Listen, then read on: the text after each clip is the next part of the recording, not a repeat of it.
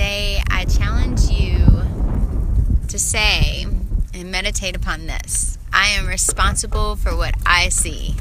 So, remember that throughout the day and say, I am responsible for what I see. Whatever perception that you put in your mind, whatever you look at and that you feed yourself with, you are responsible for how you see it and what you think about it. So that is the start of a peaceful life. When you look at beauty, or if you look at something, or if you justify that it's beautiful, then that's what you see. So be a gentle witness to everything you see today and enjoy the view.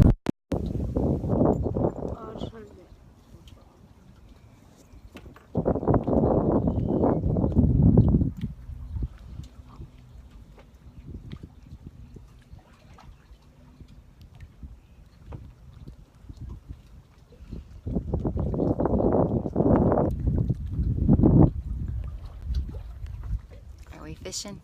We're fishing. We're catching us some fish, y'all.